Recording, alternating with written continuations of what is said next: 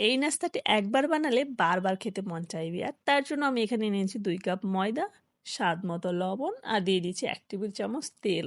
দিয়ে খুব ভালোভাবে মিশিয়ে নিয়েছি। মেশানো হয়ে গেলে পরিমাণ মতো পানি দিয়ে একটা সফট ডো রেডি করে নিচ্ছি। উপরে সামান্য তেল দিয়ে এটাকে কিছুক্ষণের জন্য ঢেকে রেখে এখন আমি একটা পুর রেডি করে নিচ্ছি। তার জন্য আমি পেঁয়াজ কুচি, কাঁচামরিচ কুচি কিছুক্ষণ ভেজে এবার এর মধ্যে ডিমটা দিয়ে খুব ভালোভাবে স্ক্রাম্বল করে নিয়েছি। তারপর দিয়ে দিয়েছি গ্রেট করা বাঁধাকপি, সামান্য চিলি ফ্লেক্স আর স্বাদ মতো লবণ দিয়ে কিছুক্ষণ ঢেকে রেখে দিব। যখন কুক হয়ে যাবে তখন এটাকে নেড়ে চেড়ে একটু সস দিয়ে দিলাম। সসটা দিয়ে মিশিয়ে এবার ধনেপাতা কুচি দিয়ে নামিয়ে ঠান্ডা করে নেব। এবার যে ডোটা করে রেখেছিলাম সামান্য লেচি কেটে নিয়ে এর মধ্যে ছোট করে রুটি বানিয়ে এর উপরে আমি আটার গুলাটা সাইড দিয়ে লাগিয়ে এবার আবার আরেকটা ছোট রুটি এটার উপর বসিয়ে দিয়েছি। তারপর এটার উপর সাইড দিয়ে আবারও আটার গুলা দিয়ে মাঝখানে পুরটা দিয়ে এইভাবে আমি ফোল্ড করে নিয়েছি।